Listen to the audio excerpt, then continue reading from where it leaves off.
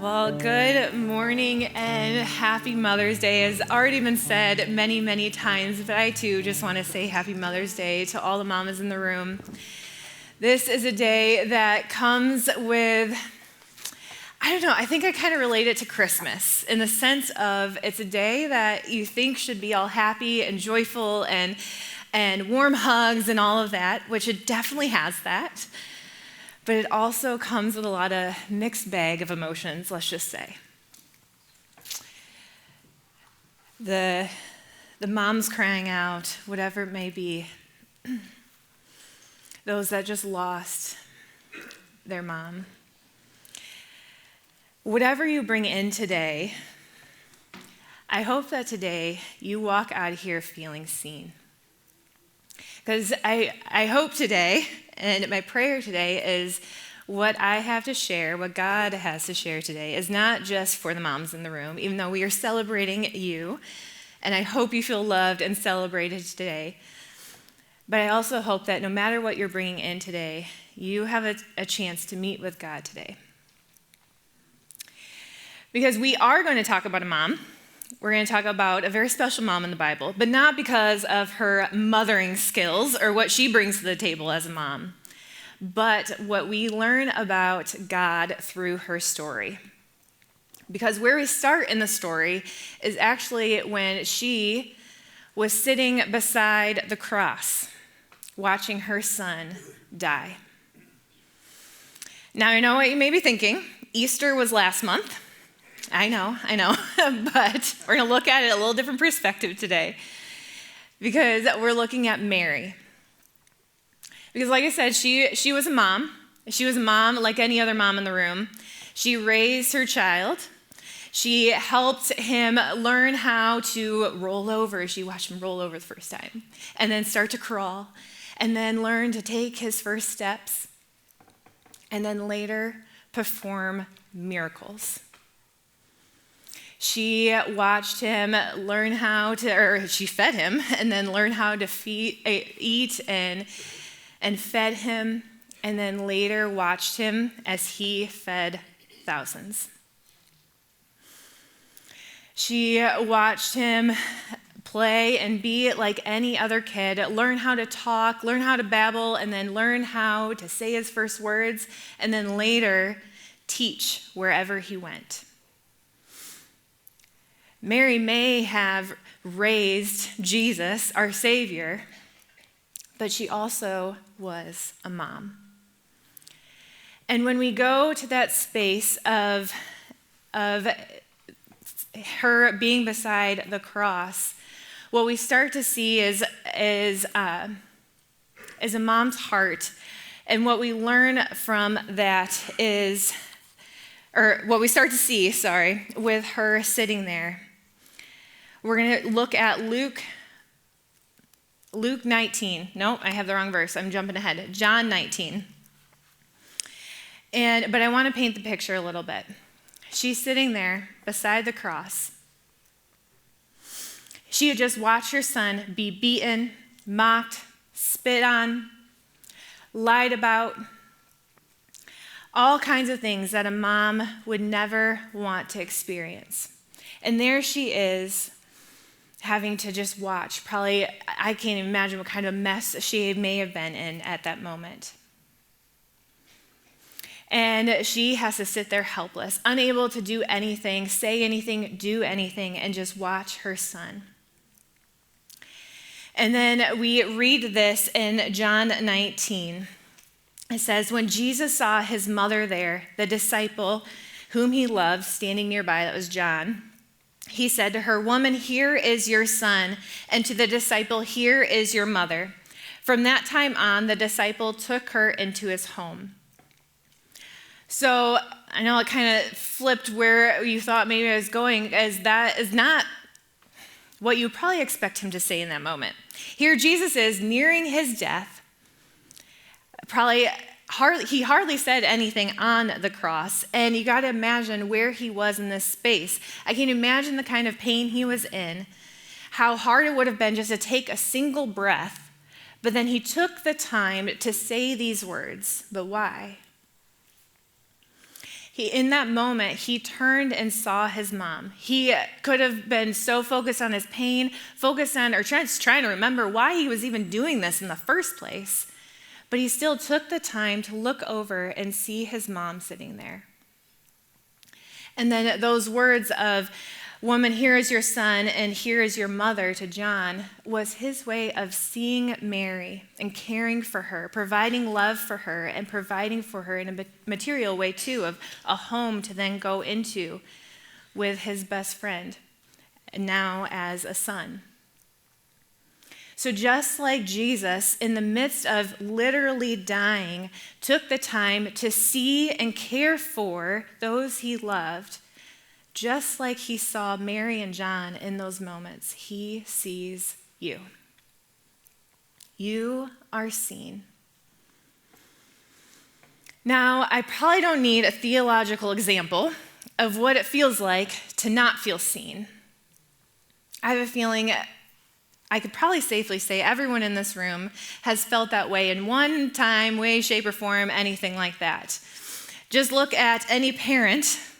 When you have kids, you do all the things left and right, all the cleaning and laundry and dishes and making food and all of that, and the kids don't always recognize all that you do for them, especially when they're in the younger years. You don't always feel seen, or maybe it's with the spouse, or maybe those looking on. It could be not just in the parent, it could be at work. Am I only good for what I do? Am I only good for how I perform, what I get done, or how good I am at my job? Does anyone actually see me, see who I am, see my heart? That question right there, that is where God sees us.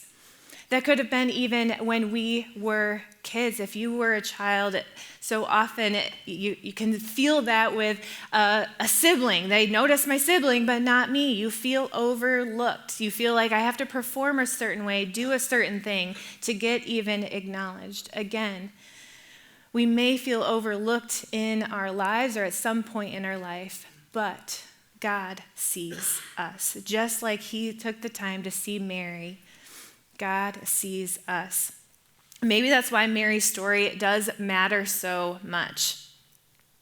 She wasn't some spectacular person that anything special about her when even she had baby Jesus. She didn't come from some crazy story, some royal line or anything like that. Jesus wasn't born into power and prestige. We know that from his story, which is Mary's story.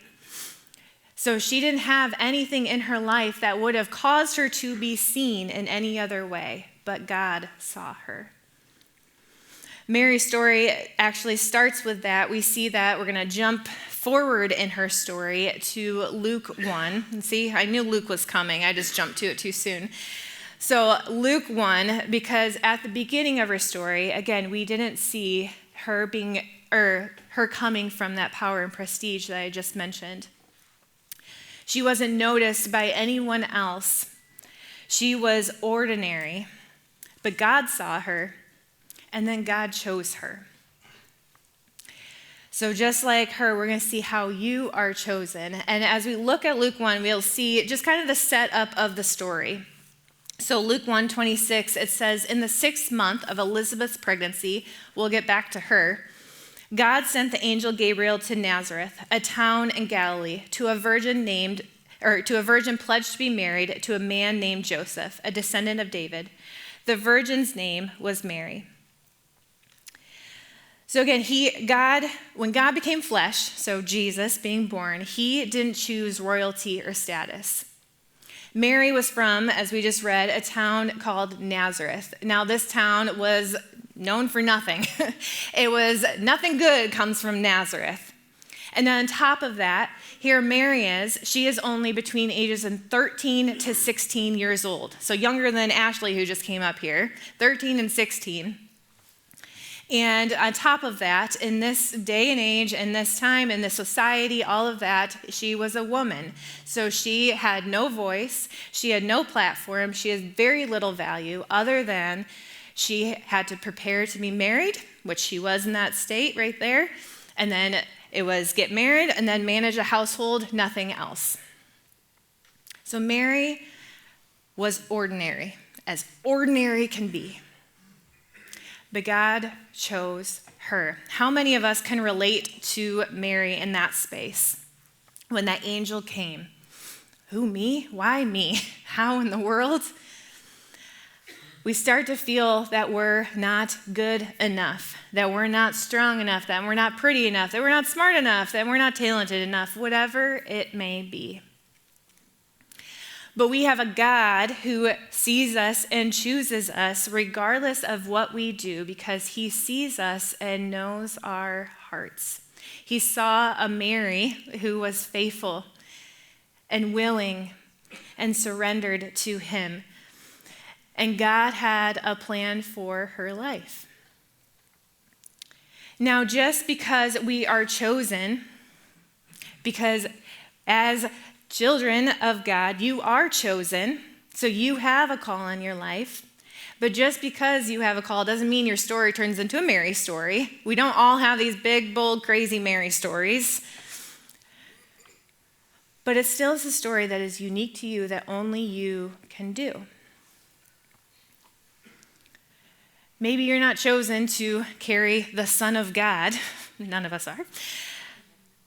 But maybe you are chosen to be a mom or dad, to raise up your kids and to love them with the love of Christ. Maybe you are chosen to be a friend to that neighbor or that coworker or that classmate, that only you can be in that unique space, befriend them, and maybe that's it. Or maybe that one day leads to an open door for you to be able to speak truth into their life. And then that open door leads to you praying with them or inviting them to church. Maybe you are chosen to walk with someone who's going through a particularly hard journey. Maybe you're chosen to teach, to preach, to pray. Whatever it may be, I think you get the picture. We all are chosen because God sees us wherever we're at, whatever we bring into this space. God sees us, he chooses us. And when we step into our calling, he supports us. I love that, and what Ashley was saying, that it's not us. It's God. In the molding us and creating us and growing us, it's him. It's him that does the choosing. It's him that sees it through. In the song we just sang after that, he will be faithful to see it through. And it's just in this as well. He chooses us and then he supports us in that. He provides support as we look around to those that are around us. So we see this in Mary's story as well. So I mentioned Elizabeth when we were reading that verse, that she was 6 months along in her pregnancy before Mary. That verse just kind of mentioned it. Well, this was how God provided support for Mary and what we can learn from her story. So Mary, she was visited by that angel. She's only a teenager. I have to try to get myself in her shoes. What in the world? I have to try to imagine what it'd be like to have an angel sitting right in front of me. What in the world is going on? And now you're telling me I'm engaged to be married, but somehow I'm going to get pregnant. How is that going to happen? And then all the ripple of that with the society, what are people going to think, anything like that. And then on top of that, you're telling me that the baby that I'm going to somehow have is the Son of God? What in the world? How do you begin to wrap your head around that? Well, the cool thing was, you go over to Elizabeth's story, which is earlier on in Luke 1. I'm not going to read it all or go into all of it, but I'm still going to explain a little bit just to set up what God had planned and already had in motion for Mary. Because Elizabeth was Mary's cousin, but not cousin as in same age. The Bible literally says that Elizabeth was, one, she was not able to have kids. She was barren, and flat out says unable to have kids. And then two, she was Some versions say well along in years, or her and her husband were very old. The Bible said it, I didn't. She was very old. She should not have kids. So here she is, already in that space, and that society, she would have been really put down for not being able to have kids, because that was her sole job in life, was to have kids. So there she is, and an angel appears to her husband and says that they're going to have a baby, and this is who we later know as John the Baptist. So they have kind of a similar story in the sense of an angel appears to Zechariah, her husband, and then they do end up having a child. So they're 6 months pregnant at this point in the story. And so all this is going on. Again, she shouldn't have kids. She's already pregnant. So the angel is talking to Mary, and when Mary is going, how can this be? The angel actually brings up her cousin, Elizabeth, as an example of God's faithfulness, of God spoke this, and it is happening. So God is speaking this to Mary, and she can then be confident that it will happen because it already is happening with this cousin who it should not be happening for. So God knew that Mary was going to be in this space trying to process what in the world is going on. It's hard enough to process having a baby being in your belly, all of that. Any mom can understand that. That's a lot to process in and of itself, let alone all the other things going on. But God had already orchestrated that her cousin would be there ready to support her. So Mary actually right away traveled 70 miles to visit her cousin. And literally, no joke, this week my child asked me, Mom, were cars around when Jesus was born? It's like, a little off, honey, sorry. So 70 miles was a little bigger of a journey at that point. But Mary got to go spend 3 months with Elizabeth at the beginning of her pregnancy, who would have already been showing at that point, so clearly pregnant. This is clearly happening for her. And I just love that picture, because who else in the world could ever relate to Mary? No one would be able to understand what is happening to her other than Elizabeth. And then Elizabeth on top of that was well along in years. So I love the beauty of that, of it's not just we can relate because we have some similar crazy story going on, but she also has the wisdom of life behind her and even marriage behind her that she's already been navigating and working through and all of that. And so she could have brought so much wisdom into Mary's situation too.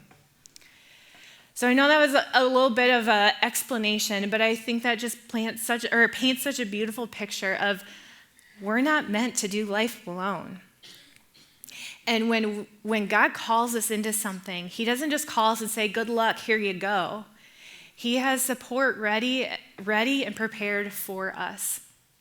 Now that can look in a lot of different ways. I know for me, I can look back and see that when we were navigating a journey of infertility, we had a couple that we became friends with, just happened to be around that same time, and then we journeyed together for those handful of years. And we had those friends to relate with in that space. I had that too with when I went back to school to go into seminary.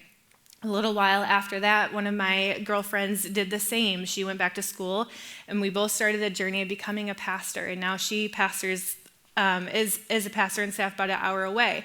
And I've seen that as such a gift in this journey on the ministry side for me, of someone to relate with and go through school with and all of that.